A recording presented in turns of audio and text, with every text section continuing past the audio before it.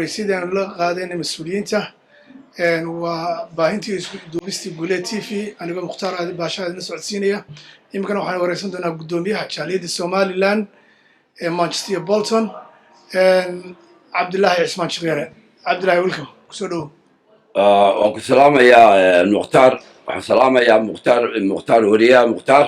iyo Guuleed TV labadaba waan salaamayaa aad iyo aad baan u wanaagsanahay. sidaad u aragtaa xafladii ka dhacday magaalada London?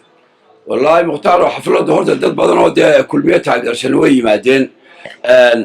wax walibana waa hogaankuna hadduu meesha ka xumaado wax wali way burburaan. ninka xariir la yidhaaha ee xusbiga kulmiye guddoomiyaha dadku dee way arkayeen caawa hoolkii oo yaraa iyo dadkii oo dhowr kun gaadhaya ayay ahaayeen. dadku wuu fiicnaa dee xusbiga way soo taageereen laakiin hogaankii baa ka xumaa meel aan nidaam lahayn oo dadku ninkan aanay doonayn oo diidayn qof walba ku leeyahay ninkaasaan ma doonayo ninkaan maana laga bedelo kii waliba wuxuu ku leeyahay yaana dhaafiya ninkaasaan meesha u nacnay ma doonayno bilaadi wax allaala xusbiga kul dadku way taageersan xusbiga laakiin hogaamiyihii waa in Mukhtaar waad ogtahay dalka UK kulmiye meesha qule laga taageeray ee uu ka soo kacay ee weligiiba uu ka taagnaa lambar 1 bay ka ahaan jirtay. maantana hogaamiyihii baa ka liitay dadkii way joogaan ee hogaamiyihii ayaa ka liita xusbiga hogaamiye ma haysto waa nin u shaqeeya dad gooniya wuxuu samaystay gruub kale oo ninka afhayeenkii uu ka mid yahay oo nin aad iyo aad xusbiga dhisaas u ah ayaa ku dhex jira oo cudur u daneeya oo cud la faqaya annagoo xusbiga kulmiye u soo dhimanay oo 15 sanadood u halgamaynay ayaa xitaa kaarkiinan oo 300 qof haysana iyo lacagtoodiiba yuu kaarka qaadani wuxuu 4 qof oo meel taagan ayuu taageersan yahay.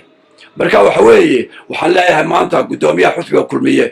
Muuse Biixi Cabdi ha ogaado xusbiga ninka xariir dhabarjab uu ku yahay inaanu hogaamin karo haddii caynka ku socotana dhisaas iyo ku iman doona iyo xusbiga oo lagu kala jabo. waxaanu leenahay ha loo fiirsado isaga iyo ninka afhayeenka iyo kuwa kale oo dumar oo ku waageeranba. waxaan leeyahay kamana yeelayno xusbiga waanu soo dhimanay nafteedii baanu hurray ma doonin maanta ku cayaaro cid kale u shaqaynaya ma doonayno kana yeelmayno.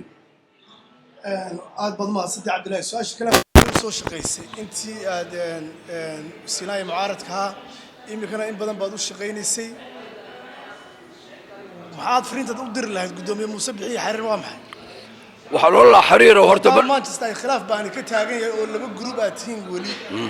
Manchester aad laba group tihiin wali oo aad isu tanaasuli weydeen maxaad oran lahayd groupka kale iyo gudoomiye Xariir laftiisa? Mukhtaar aad baad u maasantahay horta annagoo Manchester qolo maahe London gudaheeda gobolada oo dhan waa la isku wada haystaa. maantana Muuse arrinka waa laga daboolay laakiin indhihiisu wax way arkayeen. marka waxaan leeyahay Xariir xilkaada u hayso xusbiga kulmiye waa inaad iska casishaa haddii kale adigoo arkaya si sharaf daraa lagaaga qaadi doona. Muuse Biixi Cabdina waxaan leeyahay waa inaad maanta waxa xusbiga dardar gelinaya ee UK siday ahaan jirtay ku soo celinaya waa in loo doortaa. gudoomiye Xariir magaalooyinka qaarna wuu taageeray qaarna muu taageeray waa maxay sababtu u kala doortay labadiina gruubood walaalays? wuxuu kala doortay Xariir waa nin ku aad iyo aad ugu xeel dheer sidoo dadka u kala khiyaaneeyo oo dadku ay dhibaato aan xusbiga dan u hayn ugu dhaxabuuro. waxa weeye waxa dadka caawa halka marayay waxa ninka Xariir inta kala jabsan in waliba gobolka yimi ee diidan wuxuu dan uu ku qabana waa dana gooniya oo isaga u gaaro dad uu xambaarsan yahay isagu iyo cid ka dambaysa weeye. marka waxaan leeyahay dan u gooniya isaga way laakiin xusbiga aan dan u hayn buu wataa. caawa waxaan u maleynayaa waxaad eegtay oo lagu qanciyay inaad tanaasul caawa ma mas'uuliyiinta xisbiga kulmiye ayaad ixtiraamtay mise kuwa aad ka wada timaadeen maya waxaan ixtiraamay dad badan oo xusbiga danaynaya ayaa yiri Cabdullaahi oo wasiiro badan baa yimi niman mas'uuliin ay yimi waa la arkaya in lagu xadgudbay waxa la yiri Cabdullaahi maanta waxaanu ka codsanaynaa ninka meesha uma qalmay waanu ka qaadaynaa waxaanu kugu abaal gudaynaa haddii soo waa laga qaadayaa waxaana arkayeen nin maanta dee u qalma xilkan maaha rag badan baa aniga ii yimi oo dhalinyara waayeela iyo mas-uuliyiin kale mas-uuliyiintu imay odhan meesha waa ka qaadaynaa laakiin waxay arkayeen waxa in laygu xadgudbay oo dhibaato badan aan u qalmin laygu sameeyey laakiin dad badan oo isaga diidanaa oo shacaba waxay ku dhawaaqayeen xilka in laga qaado waa maxay sababta gudoomiye xariir uu beenta cad u sheegay ma musabixi buu xilka ka doonay iyadoo dad badan oo aan wadaniba ku jirin oo bari hore laga eriyey iyo qaar u cid laga eriyey uu u soo ururiyey ee uu ugu sheegay inay caawa soo galeen waa maxay beenta cad intaa leeg wuxuu ugu sheegay ummadda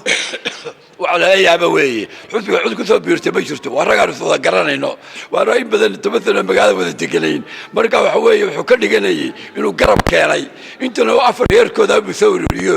cid kale ma yahayn oo wada garanaya waa hebel iyo hebel oo garanaya meesha ku jiraana waa la yaqaanaa su'aasha ugu dambaysan ku weydiinaya waxa weeye adigoo iga raaliya dad badan baa waxay leeyihiin gudoomiye xariir waxa weeye waa nin laba kaadla waxa lagu dhaleecaynay inuu cid keeni karo oo xitaa reerkiisa marka intan uu caawa keenayba ee xaqsooriya ka socotay ma dhaliishii buu iskaga biinaya lagu dhaleecaynay هذا waxa kaarka xisbiyada kalena uu bixiya kulmiye uu bixiya waxa la cadeeyay inuu u shaqeeyo xisbiye kale oo uu bixiyo lacagtooda nimankana marka dhagiisu ay ka bateen socda cid ma keeni kara ninka waxa lagu doortaa wuxuu keeni kara de marka maanta wuxuu soo ururiyay dad xusbiye kala ah oo afar nin uu soo garab ka dhigati laakiin wax jira maaha laakiin isagu waa hadalka dhagiisa ka batay inuu inuu ku tiiriyo oo ku toosiyo